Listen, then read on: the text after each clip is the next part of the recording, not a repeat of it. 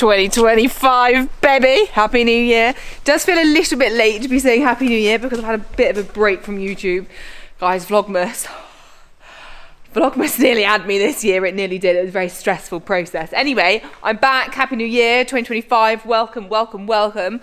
Today, I'm going to do like a full-on little catch-up, cozy Q&A video. But first, got myself a little... I should really stop tipping that upside down because I think the diesel goes the wrong way.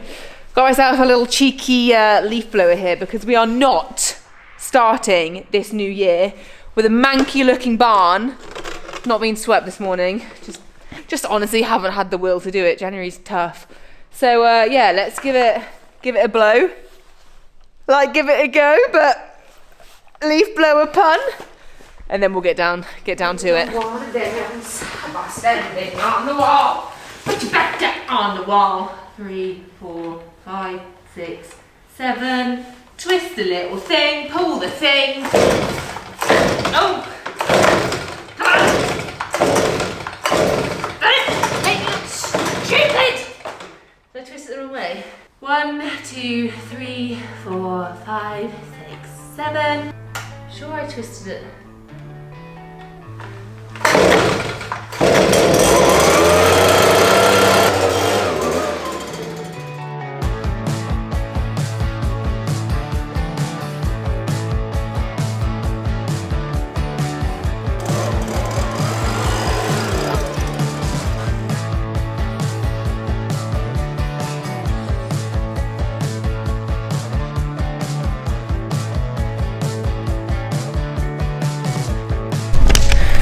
Look at that, I feel better already. Shall we get into it, guys? Should we just jolly well jump on in?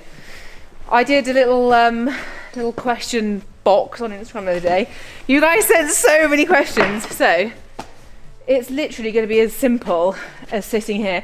Oh my god, this gives me such bad vibes. This is where I sat when I broke up with my last boyfriend and I didn't go on YouTube for ages, and then I did a video of like what's been going on, and I sat on this box here.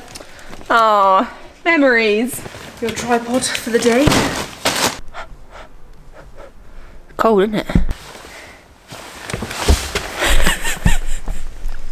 Why do you guys keep showing up for me, honestly? You are doing God's work over here. Gather round, gather round. Firstly, are we all okay? I hope you had a nice Christmas period. Some people love it, some people hate it, regardless of how you feel about it. It's done, dusted, and we are now in the new year, which seems a little bit crazy. I personally find January an extremely difficult month. I think mainly because of the weather and because my whole life and livelihood kind of revolves around having goodish weather, because obviously bad weather with the horses is horrific. And that then means I can't really do my job because it's quite hard to film with bad weather. We have been living in a red weather warning here where we are. We've had like loads of snow yesterday, which to be fair didn't stick around for very long, but we've then had flash floods because it's all melted and we had rain overnight. So it was very hard for me to get to the yard this morning. So yeah, I'm just putting it out there. January's tough, guys. If you're currently feeling really meh and just like unmotivated and a bit burnt out, I feel you. I'm in the exact same boat, honestly. I've like really struggled this first, what is it? It's the 6th of January today. I've just really struggled to get back to doing work and doing anything.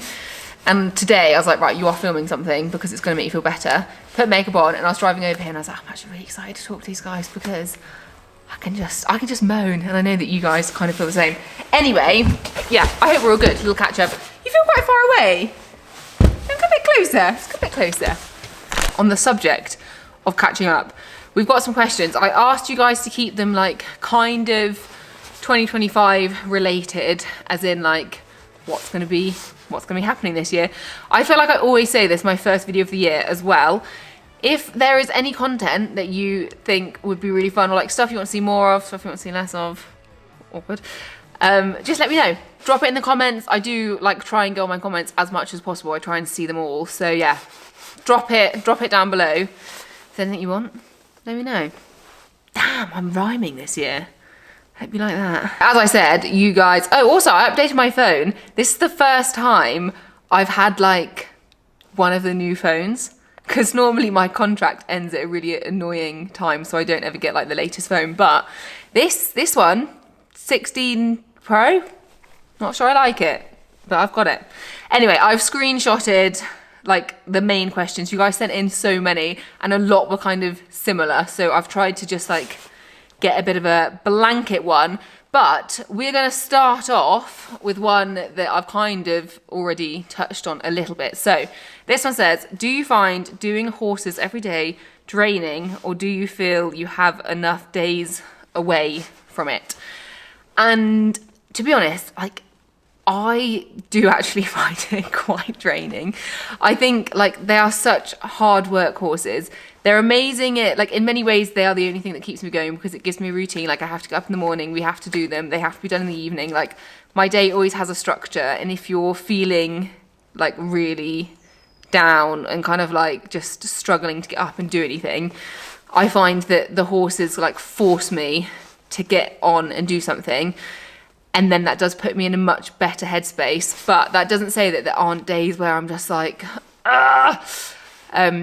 and I don't like it when people kind of pretend. Well, maybe people don't pretend. Maybe it's just me. But like, you know, sometimes you see stuff on social media and it's like all hunky-dory all the time, and it's just like, oh yeah, like I love this so much.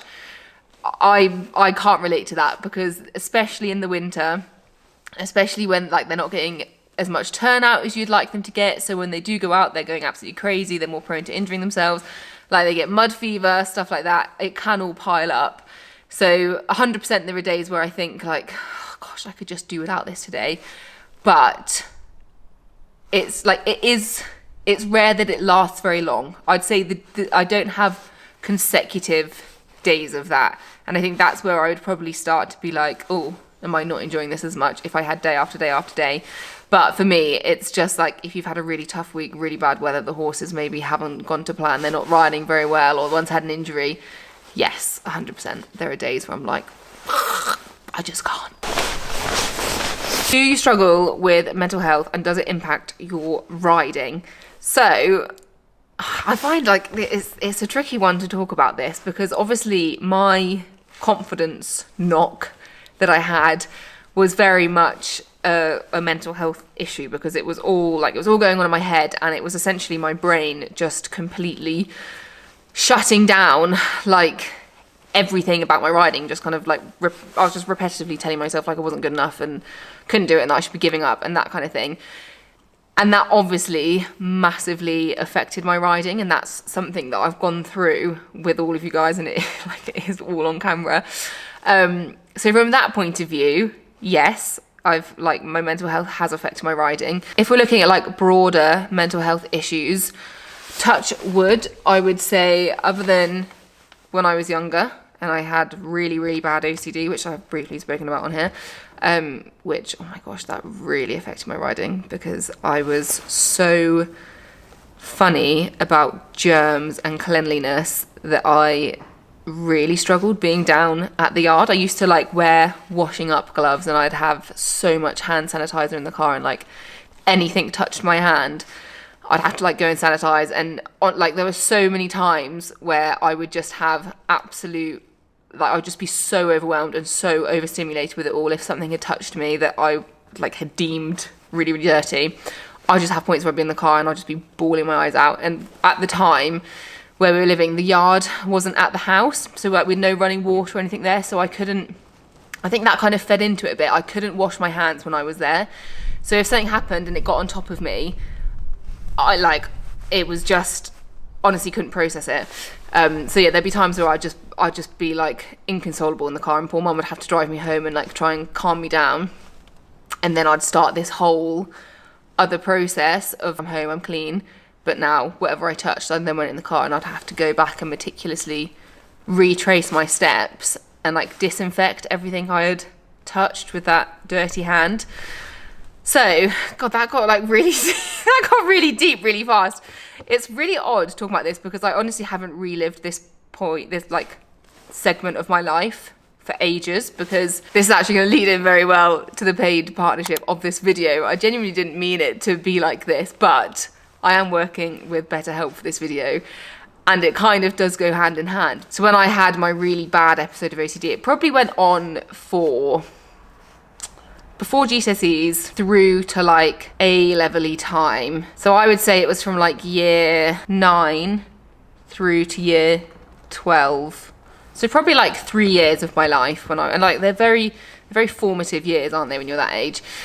And I did end up getting therapy, and I think that's probably why I don't actually revisit that part very much, because I worked so hard at the time, and like we really unearthed a lot and like dug very deep and managed to actually get me through the OCD. But now it really feels like this segment of my life that I kind of disassociate from. And I don't know if that's a good thing or a bad thing, but I have to, like, even now I get little random points where a little tick will come back. You know I do the touching wood all the time. So one of my, oh my God, I'm so sorry that this is turning into literally a Meg's OCD chat, but it might be helpful for some people. So one of my things was whenever I went through a door, I had to touch wood after. Obviously not with my hand, because I couldn't really touch things with my hand, so I'll do it like my elbow, my foot, whatever. And that was kind of how, like, one of the first little things looking back that I noticed at how it started, and that was when I went to therapy, because I hadn't even noticed it. I didn't think that was OCD. I just thought that was a weird quirk that I had. And it was the therapist that was like, oh, no, like, that's probably where, like, we can actually pinpoint where that started, because that started probably like a year before I even thought about germs. So I'd like go through and I'd touch wood.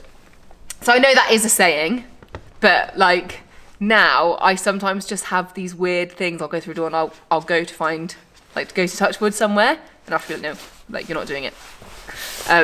Yeah, and just like another thing I used to get was like really intrusive thoughts, like about your friends, your family, your horses, whatever, like just annoying intrusive thoughts. Everyone gets them. And again, that would be like touch wood and it'll make the thought go away, or make the thought not happen. So like that was a really big thing for me. So now I'm allowed to touch wood if it's like, oh, the horses have been really well behaved this year. Touch wood, they stay well behaved. But yeah, it's something that I do have to try and keep on top of. So on the subject of therapy, because that was genuinely a really massive help. And I mean, honestly, it was the only way that I would have got through in it, because I'd gone those 2 years of it getting quite bad.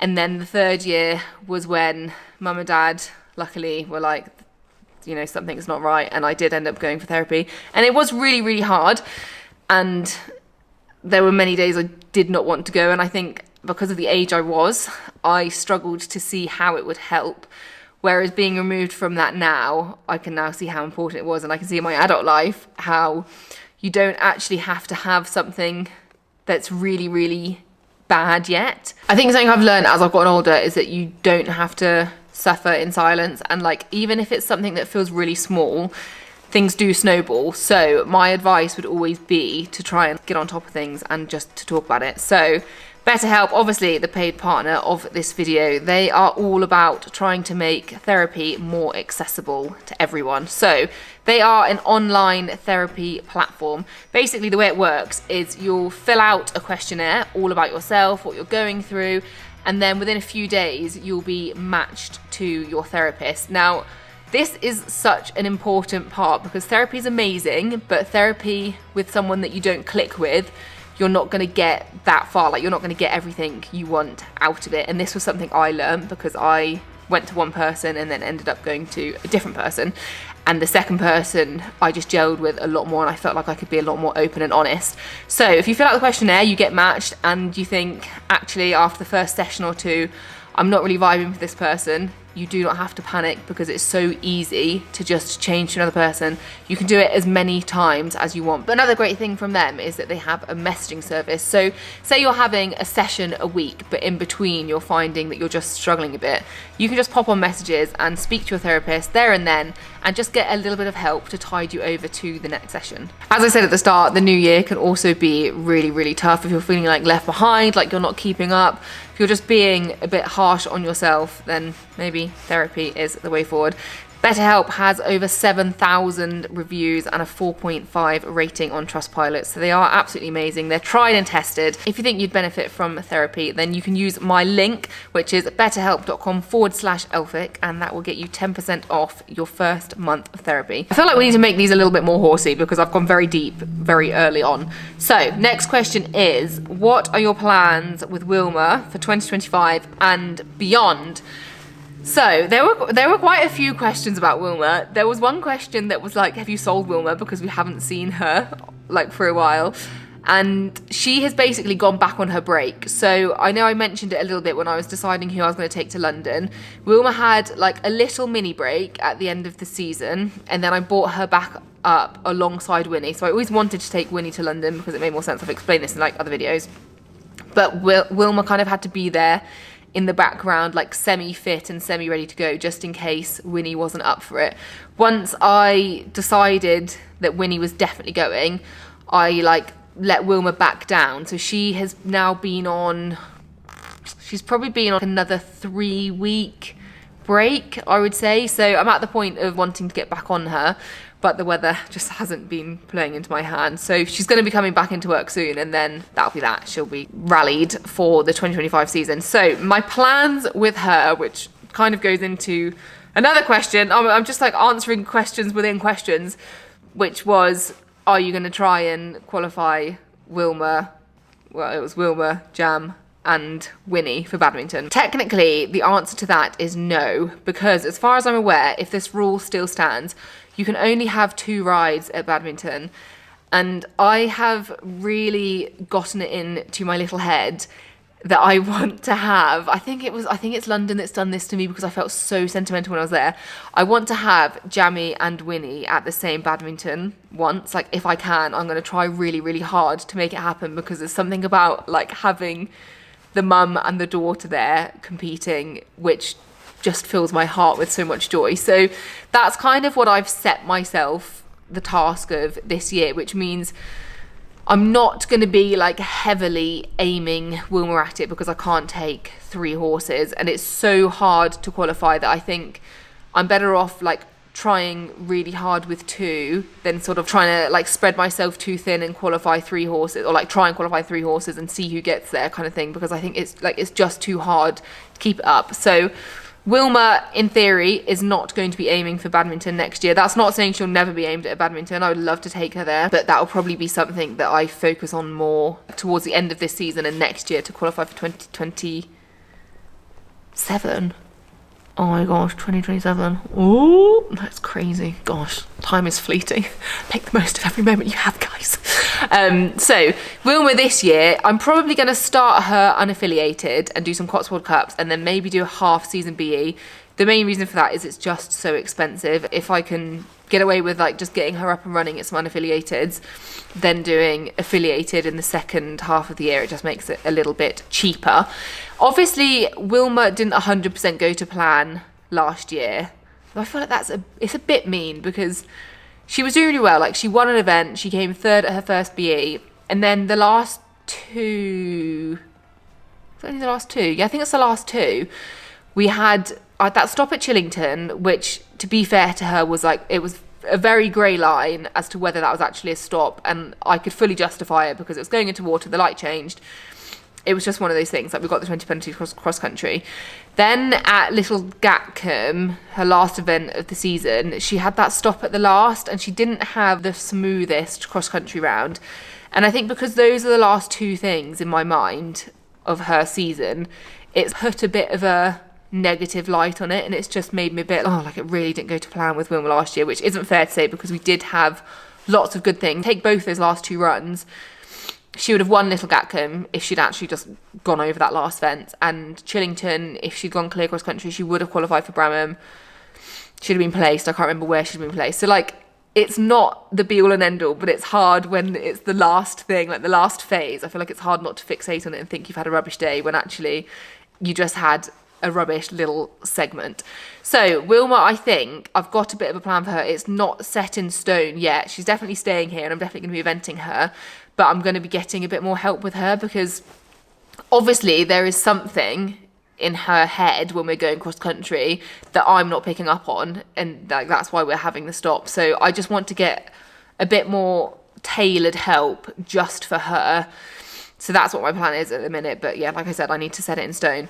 But 100% she's going to be eventing. In an ideal world, I would like to just do a couple of 80s with her, then get her up to 90, and hopefully just like hit the ground running a bit more. I think we need some more, or she needs some more consistency.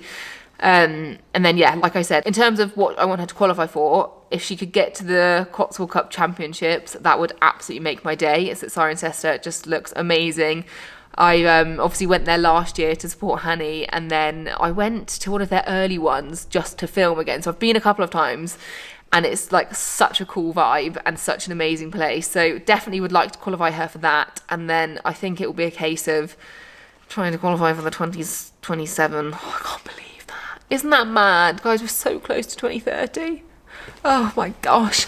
Yeah, maybe try and qualify her for that badminton. But the most important thing for me is that the horse is enjoying it. This year, to be honest, for Wilma, is about seeing if she actually enjoys being an event horse and just giving her the time, giving her the right resources, yeah, to see if that's something she likes. And if not, obviously, well, we'll see what suits her. Okay, I've answered quite a few questions in one there. Sorry, I'll try and like pop the questions up a little bit. Okay, next question. Will you be competing in Ireland again? I really hope so. I absolutely love doing that. So obviously, if you haven't seen those videos, last year I went over to Ardeo, which is where I bought Wilma from, and they very kindly let me compete a couple of their horses, and it was so much fun. And it's like one of the most like boss girl I've ever felt, because it was just so good for my riding. I had the best time. I rode this gorgeous 4-year-old Jake. Ah, Jake, I love you. I've had a lot of questions about Jake, guys. He's sold. Jake is not my horse. Sadly, sorry to burst that bubble. It was mainly my bubble that I'm bursting. But yeah, I rode him. He was a gorgeous 4-year-old, and it filled me with so much joy. I had the best time. So fingers crossed. Yes, I will be going back to Ireland to compete. Will you be aiming for 1 star? And if so, which one? So, yes, I am still aiming to do a 1 star. However, I'm going to caveat that by saying I'm not putting loads and loads of pressure on myself, because I do really, really want to do it. And I had this conversation with Simon the other day, because he was like, oh, are you still going to do that? And I was like, I really want to, but I don't want to overface myself. So I have found there's somewhere like it's fairly local to us. It's probably like an hour and a half away, called Catton Park. I've never been there before, but it's not too far away, which I think makes it feel less of a big deal, which is what I need. So my kind of plan at the minute is to aim jammy for that. I think it's in June. Obviously, that's it's very dependent on how Jam comes back. Jam's doing really well at the moment, but I need to see how the season starts off. I'm not going to put the pressure on myself just because I've said I want to do a 1 star to like force me and Jam to do a 1 star this season if we're not ready, like whether that's she's not ready physically or like I'm not ready mentally. So in theory, yes, I am still aiming on doing 1 star, and I would quite like to do the Catton Park one as my first one. But that's like, it's an aim that doesn't necessarily have to be 2025. Hopefully, at some point, one of my horses I'm going to feel ready to go 1 star with. And yeah, hopefully it'll be that one. Next question is, when will Valley be weaned? And plans for Didi. So I'm off on another trip at the end of this month, which is honestly the only thing getting me through January. So we're going to wait for weaning after that. Mum and I do prefer weaning a little bit late. Like, I feel like weaning is a very personal thing, and it's obviously always like very individualized for the like that specific mare and foal as well. Like, there's always reasons why you might wean earlier or later. But like in our ideal world, if we can, we like to leave the foals on the mare a little bit longer, get them through winter. We just think it sets them up quite well. And if we get terrible weather like we've had, it's just nice for the foal to be on the mare, like getting the milk. We just find it keeps their condition a little bit easier. So the plan is, once I get back from my trip in February, so long as we've not got any really, really horrific weather warnings or anything like that. We'll then start the slow weaning process. So we'll have Dee in her stable, and then we'll have Valley next door, and they can like just look through the bars.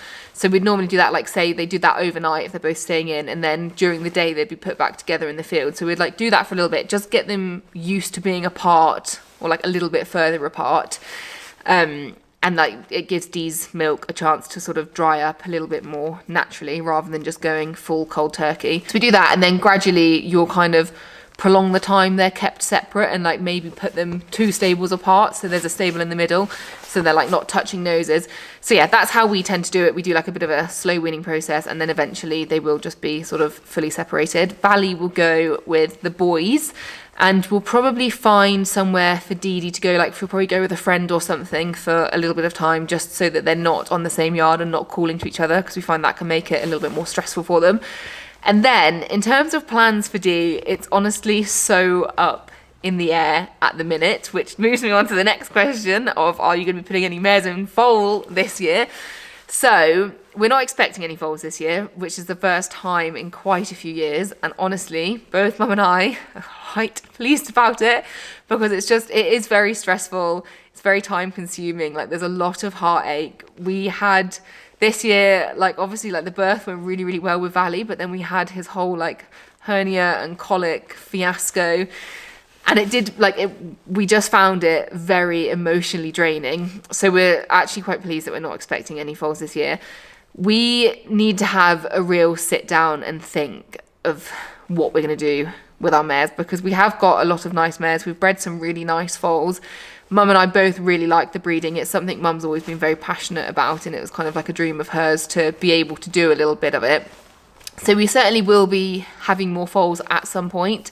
I'm unsure as to whether we'll put anything in foal this year though, because things are very up in the air with Dee and with Bear. Like both of them could go and have another foal quite easily, but both of them could also go and do a little bit more work. And obviously it's only January. I might have a better idea by May. Like who knows? We might be like, actually no, we think this is the right path to go for either of them. But at the moment, as things stands, no, we probably won't be putting anything in foal, because also I really like having 2 mares in foal at the same time. Like that's what we tried to do the year we had Etty. That's obviously what we did with Moose and Brago. And then when it came to Valley, we didn't have anything else that we wanted to have a foal out of at that time. So it was just him. But I've really noticed this time, like he's just lacking a buddy to sort of muck around with. And because Dee's quite a strict mum, she doesn't really play with him. Like he plays with Winnie over the fence and with Etty over the fence a little bit. But I just think it's so nice for them to have foals in pairs. So if I'm unsure about one or the other, my sort of gut at the moment is to just maybe wait for another year and then put them in foal. But guys, honestly, it's all open to change, but that is, at the moment, that is what I'm thinking. Next one is plans for Jamie, Wilma and Winnie for 2025. So we've done Wilma. We've kind of done Jamie and Winnie, to be fair. So Jamie, potentially a 1-star, like hopefully a 1-star if she comes back. I've got this kind of like just a bit of a negative Nelly like box in my brain that keeps reminding me that Jam's last event, we had those stops at the drop. And I know, we know now that she obviously had that bone chip issue. She must have not been feeling 100%. And we think it had at that point, just sort of lodged into that joint pouch. So probably was quite ouchy.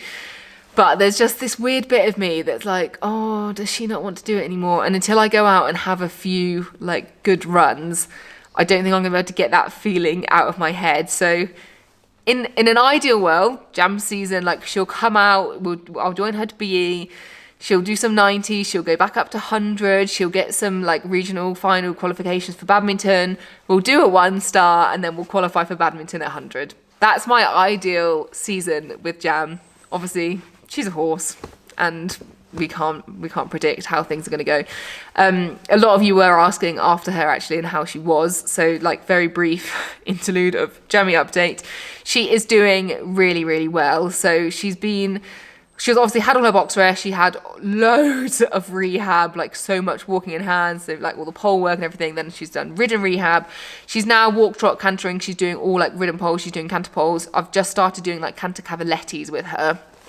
and now it's the new year, she's going to be probably jumping this month, so long as I can keep the work up with her with the weather. So although like she had the sign off from the vets probably in November to kind of like carry on, but knowing her so well and what her body's like, I do not want to rush it, because I know if I jumped her when she was weak in another part of her body, like her muscles weren't strong enough, I know I'd just like run into another problem. So I've been like really having to like bite my hand and just wait, push it out. Like she is so desperate to jump, but I've been like really trying to build her up slowly, surely, so that when we do jump, she's kind of more than ready to do it, if that makes sense. Which is why I've been introducing like the canter cavaletti, because it's not really jumping, but it's starting to build those muscles, rather than just going from like schooling straight to jumping. So fingers crossed she'll get back and do her first jump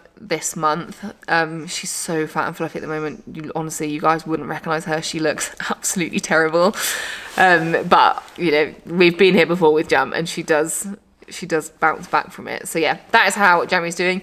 Last one for plans for the season is Winnie, and as I've mentioned, Winnie, I am so desperate to try and get her to badminton. I feel like it's a little bit of a long shot, I'm not gonna lie. Like, she's going really well, don't get me wrong. She's like, I'm so impressed with her, absolutely love her, and I think an awful lot of her. Like, I think she's a very talented horse. I mean, it might be because she's a homebred and I'm like obsessed with her.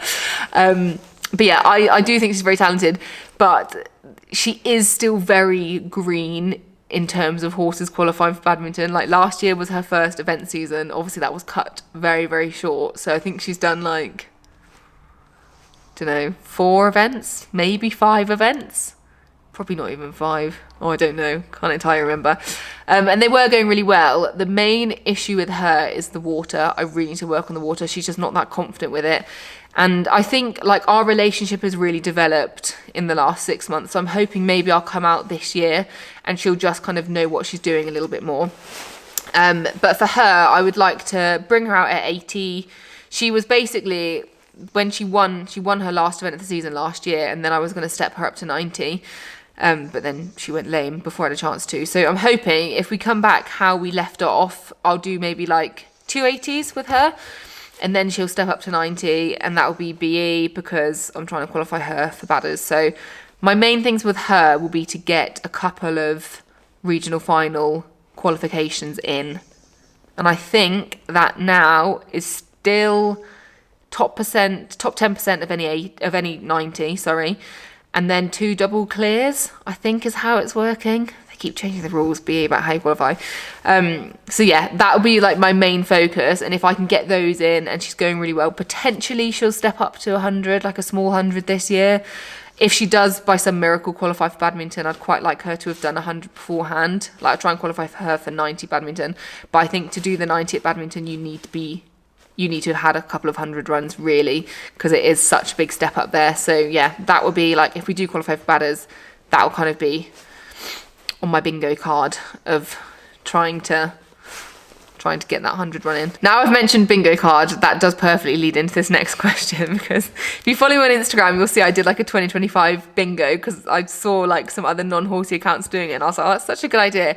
So it's like basically like 4 columns, and I don't know what column that way, I don't know. 4x4 grid, and like you just put loads of things you'd like to achieve in 2025, and one of them was a new ride, and people were like, do you mean a car or do you mean a horse? And I do kind of need a new car, but I don't know, like until my car fully breaks down, I'm very much just going to be chugging along with that one. New ride for 2025 or new horse for 2025, that was like one of the most asked questions. Never say never. I'm not going to sit here and say there's no chance of a new horse not coming into this barn this year, but I did word it very specifically. The way I worded it was new ride rather than new horse, because like, if this happens, guys, I will obviously fill you in on all of the details, all of the ins and outs and everything, but there's a tiny little flutter of something in the pipeline that potentially could be really exciting and could result in having a ride on a horse.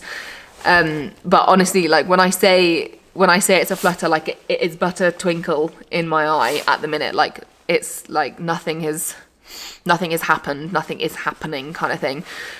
It's just a potential, like a conversation that has been had. So maybe a new ride / new horse in 2025.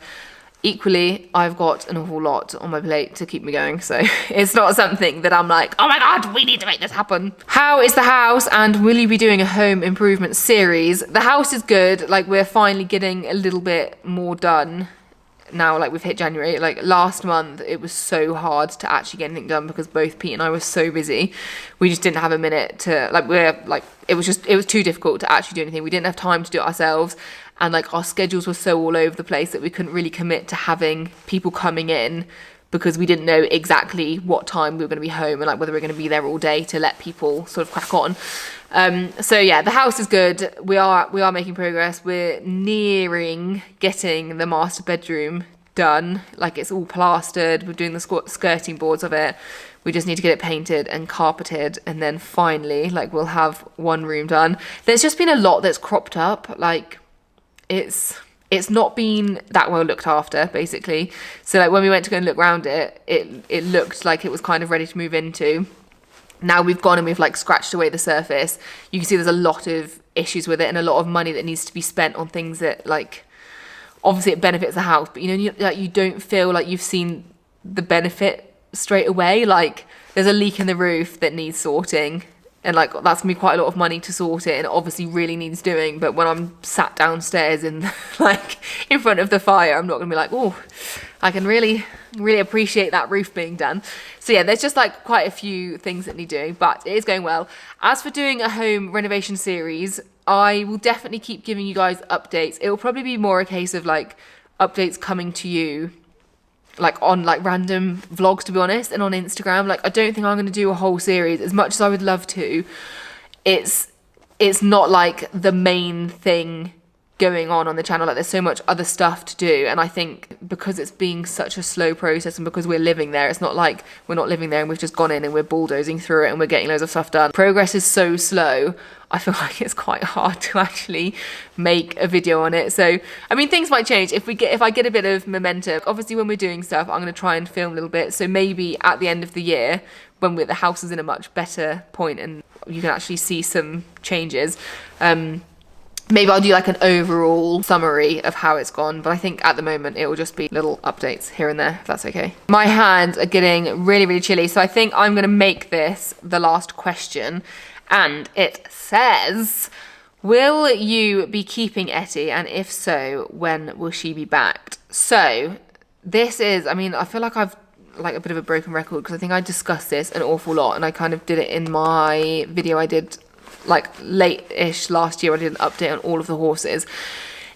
In theory, this year, like if we've got our sensible hats on, which we rarely do, both Moose and Etty should really go on and find new homes. Like kind of like what I was saying earlier, Mum and I really, really love the breeding, and it's something that we've always wanted to do, but you can't keep breeding horses without selling some of the horses because it's just not viable to have every single homebred you've ever bred stay. We'd reach a capacity. So we bred Moose and Etty because we really like the stallions, we really like those Welsh lines, and they have both turned out so amazingly well. I often get questions that's like, if you were going to sell them, like why would you even breed them in the first place? Which I understand if you've never bred horses, why you'd think like that, but you've got to think that there would not be very many horses around. Like you probably wouldn't have a horse if other people weren't breeding them. We've always wanted to do it, and we think it's really nice to do these kind of like little micro breeding, which is what it's called when it's just like a small setup and you breed a few horses. Because, you know, these horses, they've got such a cushy life. We've really put a lot of thought into their dam and their sire. They've been brought up really well. They've had everything they've needed. They've wanted for nothing. And it's nice knowing that we can give horses a really great start and then like send them out and see how they get on. Like that is something I'm really looking forward to, and I've not had yet, but it's having a homebred and like seeing how it does for someone else. Obviously, like I've produced a lot of young horses and it gives me so much joy seeing how they get on. When Dora's owner, Bella, you guys should all know her now from Vlogmas, when she texts me being like, oh, Dora won her event today or something like that, it gives me so much joy. So I just think the feeling of that with a homebred is going to be absolutely amazing. Basically, Moose and Etty this year, like from now, they are technically for sale. The perfect home comes up, like they will be sold. They are technically for sale. So Etty, because obviously she's on the brink of actually being able to do stuff, so she is rising 3. So basically I need to like put a proper advert up for her, but mum and my thinking at the moment is that we'll probably advertise her before she goes away for breaking and see if someone comes up, because the price of her before she's broken and after she's broken will have to be really, really different, because it's quite like an expensive thing to break them in, and because we send ours away, like it's not like I'm doing it at home because I just don't have the time at the moment. I think the plan with her is to probably advertise her before she's broken. I'm sorry guys, because I know you really want to see that journey. If we don't have any luck with that and we don't find someone that's like really well suited to her, then we probably will end up breaking her in. And then I guess like see where we stand, either keep her a little bit, do a little bit with her, and like just sort of improve her education and then sell her, or maybe she'll be sold straight after she's broken. But yeah, the sad, I have to be very like matter of fact when I'm talking about this. If I had unlimited cashola and land, I would keep them all and I would just pay for people to help me look after them. But that isn't the case. So yeah, sorry if that's all come across like quite matter of fact, but that's the way I have to talk about it so that I don't get really like, oh God, I love her so much. Because then the video will just go on and on and on like it already has. Oh my gosh, I've filmed for so long. So yeah, essentially, if you're watching this and you're thinking, oh my gosh, I'm looking for a rising 3 Palomino Welsh Cross, then do like send me an email, because yeah, she is technically for sale. Oh, now I've started talking about it and I stopped being matter of fact, and it gets all, you get that like that feeling. But yeah, obviously like her homes will be fully vetted, so please don't just message saying how much is Etty. Like if you are genuinely interested, then send me an email, give me some details about you, give me some details about what kind of home you can offer her, and yeah, that kind of thing. Right, I think I have done majority of the questions because a lot of them kind of repeated themselves. This one, do you ever plan on selling Winnie? No, I really don't plan on selling Winnie. You never want to say never with horses, do you? Because you don't know like if a scenario is going to like completely flip 180.